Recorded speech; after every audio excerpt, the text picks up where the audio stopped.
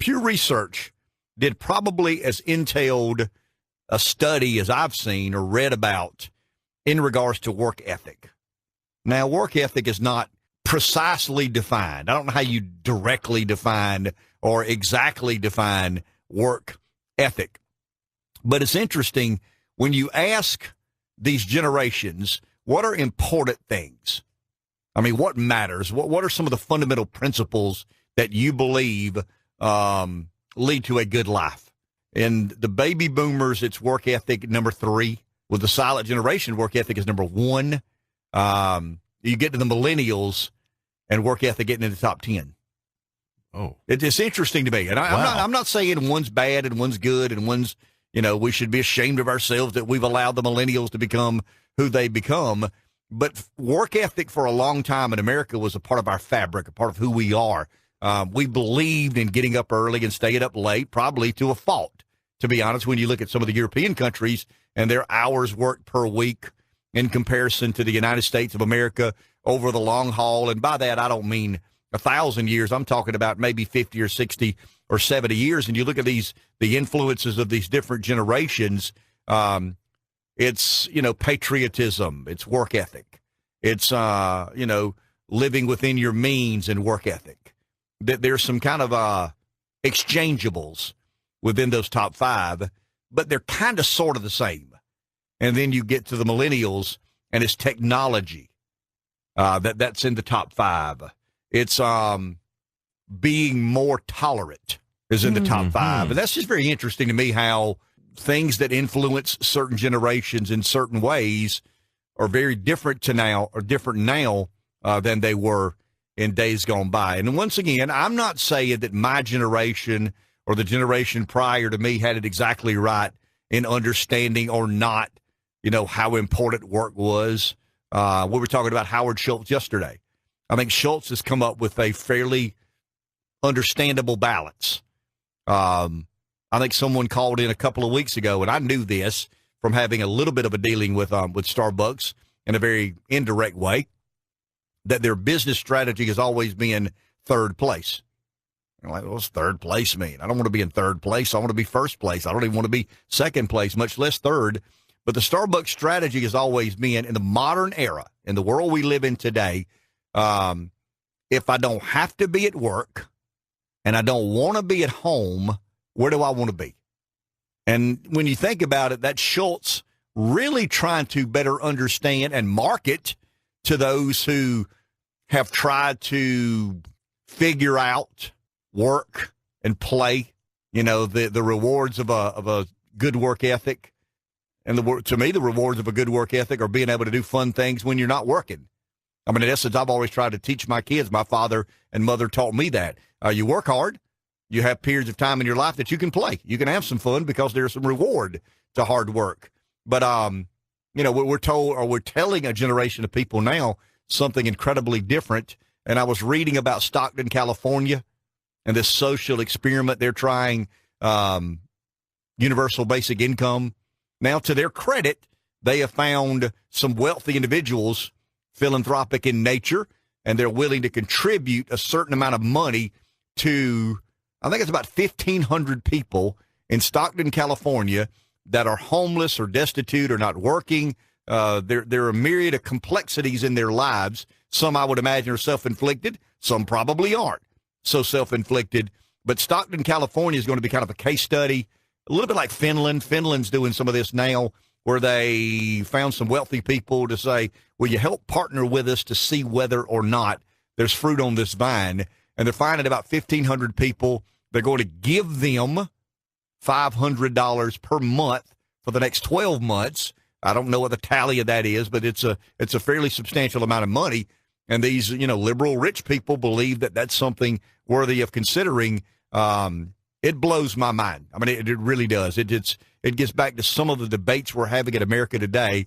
If you'd have told me as a 30-year-old 24 years or 25 years ago that we would be debating whether it made sense or not to give money to people who don't work just so they can live a certain quality of life, it would have been unfathomable. I mean, I would have said, you better, man, stop with that. I mean, that's crazy. I mean, America would never go for that. Well, I mean, we have. And when you see the influences of, and I'll be very pointed here, when you see the influences of academia and some of the things these kids are taught and told to believe while they're being, and their judgment is being influenced, it spooks me. I mean, it really does. And I was reading an article, as I said, about Stockton, California, and the universal basic income, and that's what led me down the road of researching whether or not we believe in work ethic like we did. And it's fairly clear we don't. I mean, it's fairly clear that as a list of priorities, my generation, the baby boomers, I'd be probably the last year or two of the baby boomer generation, obviously the greatest generation, which is referred to as the silent generation, and then this generation X that followed the baby boomers. I mean, they all have as part of their list of priorities a work ethic, that there's honor, there's some credence to be given to having a good work ethic. And then you've got the millennials and their list of 10 things, and it's a fairly different list. Well, can you still have a capitalist system when the majority of people, whenever they're into a majority at that point, have work ethic not on their list? I have no idea. That's a very fair question. I mean, when you think about capitalism, it depends on hard work. Yeah. And a certain amount of intellect. I mean, I think Larry said yesterday about the pretty women and the smart women. And I think Larry said, I don't put words in his mouth, he said the pretty smart women don't stay single long. Well, I mean, the hard-working smart guy or smart lady don't stay broke long. I mean, when you think about it, there's some fairly significant and understandable contributors to financial success. I'm not saying that dumb, lazy people can't get rich. It's just few and far between. When you look at the data, it's fairly indisputable that the majority of people who have been successful in matters related to finance, and I'm not saying that's the only way to judge success. That's not. Maybe in America we judge it too much in regards to how much money you make or what your salary is or what your net worth is. I'd probably say we do, in all honesty. So to the millennials' point, I kind of understand the Starbucks lifestyle, the balance of work and play. Am I working too much? I need to play a little more. Am I playing too much? I need to work a little more. There's always been that back and forth, but there's always been what I consider to be necessary ingredient in having a prosperous economy and a vibrant middle class or upper class and upward mobility within whatever class you're in socioeconomically, and that is the valuing of work ethic, understanding that it's important, that it matters to get up early and stay up late, to work hard in those given times that you're required to work hard. And I believe this. I think your generation, my generation, my father's generation, maybe even a little bit of the generation that followed me, I think there was an understanding that at the end of the day, life is kind of fair in matters relating to income. Life is kind of fair. You work hard, you end up in a pretty good place. You don't, and you won't. But there was a comprehension of it. There was an exclaiming of it. There was an understanding that this is part of the deal. I mean, here's how you arrive. Here's how you make a little money. Here's how you end up in a better neighborhood with a better car and kids having a better education, better opportunities. Along with that comes a responsibility to get up and go to work. And I do believe we've got a generation of people now. I'm not saying they look down upon work. I'm not saying they frown upon work. It's just not an important ingredient in their priorities. It's more about social change, transforming the country. I mean, when you look at the list, I wish I could find it. I don't have it in front of me. I'm doing it from memory. But when you look at the list, social tolerance, awareness, it reads, in all honesty, and I want to be careful here, it reads like a curriculum for a class at one of our Ivy League institutions. I mean, it reads about the same vernacular or verbiage as if someone applied those same things they learned in academia. And I'll say this, if you ask me what really worries me about our side, and our side would be the side that probably ascribes to a more traditional version of America. I'm not talking about the fuddy-duddy, old-fashioned, give me like it was 100 years ago. I'm talking about some of the tried and true principles of America.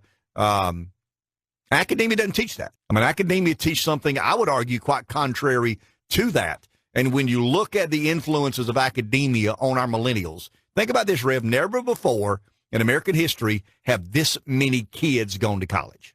Never. Take the fact that they're paying too much to go to college. Take that out of the equation. We know that. I don't care who you are, where you live, what you do, what you think. You know in your heart that a college education is not worth the amount of money they're asking you to pay for it. But we let credit run amok. And that's what happens to supply and demand when you just say, hey, here's the money, come have at it. You skew supply and demand, you manipulate supply and demand. So let's take, for instance, and I don't once again have the numbers in front of me. Let's say of the baby boomers, 25% went to college. I don't know, probably less than that. I would have probably 15 or 20% went to college. There's not the influence of academia on that generation. That generation kind of makes their own minds up, plundering around the world, living their lives. And then you've got the baby boomers. I know a higher percentage of baby boomers went to college, but it's probably nowhere near, well, I'm sure it's nowhere near the number of millennials because more kids now than ever are going to college. So when you take the millennials, and let's say 70% of millennials, I was at church Sunday, and I picked up on something. I was in church Sunday, and they were talking about graduation, congratulating the people who are graduating from high school. And the person articulating the point just made a statement in the most random way imaginable, depending on what college you go to. It wasn't if you go to college or not. I mean, there was a day if you go to college or not, if you choose to go in the military, if you choose to go to work, if you choose to go to a technical college. But now we drink the Kool-Aid. We don't believe there's another path. We believe that once you graduate from high school, you have no option. If you're going to be successful in modern America, you've got to go to college. And I remember going, okay, I'm in church. And it's just taken for granted that these kids who graduated from high school, the next step in their life is going to college. Well, there was a day we wondered whether or not that was the right path to take. We're not doing that anymore. We've made assumptions. Why? Because, somebody else is paying for it. And the rest of the world has told me, or the rest of America, the elites, the smart people, they tell me that here's the way I prepare for a better future is to go to college. Well, that may be the case. In some cases, I'm sure it is. I would imagine that most empirical data shows that those that go to college and graduate from college are more successful in the financial/business world. What I'm arguing is if you've got a much higher percentage of people going to college and academia skews almost monolithically in a liberal bent. I mean, it's not like it's 60-40 of college professors teaching our young people in America higher education. It's not like it's 60-40. It's not like it's 70-30. It's not even like it's 80-20. I mean, it's 90 to 95% of all the professors and teachings on college campuses are progressive thought. They won't call it liberalism. They'll call it, progressive America. Understanding a more progressive and diverse and tolerant America. Well, these kids at such a high percentage become educated, and they kind of come out a little bit robotic. They've all been taught in academia because these are when kids begin to shape their worldviews and opinions. You've influenced them as parents as much as you can about cleaning up their room and folding their clothes and driving safely and being kind to people and being decent to people. But you really don't, when you think about it as a parent, we really don't try to help our kids develop political nor worldviews. Some do. I mean, you got political families that are a little bit different. My daughter would probably be a little bit different than the norm because in all of her life, I've been in the belly of the beast of politics. I've been either an office holder, running for office, or hosting a radio show where we talk a lot about politics. So she would be a little bit different. I hope she's aware, and I'll counsel her when she makes her way to college one day. But, when you think about it, the only place in the world, the place they're probably introduced to, here's what conservatism means. Here's what liberalism means. Here's the good virtues of conservatism. Here's the good virtues of liberalism. Here's American history. Here's the way America involved itself in X, Y, or Z. Well, I mean, I doubt very seriously many of our parents have had those sorts of entailed conversations with their kids. When they go off to college, that's when they're introduced to all these sorts of, I don't want to say critical thinking because I don't think it's very critical at all. It's just, the educating or enlightening of a young mind. And if 90% of that educating and enlightenment comes from one side of the political persuasion, then they're influenced.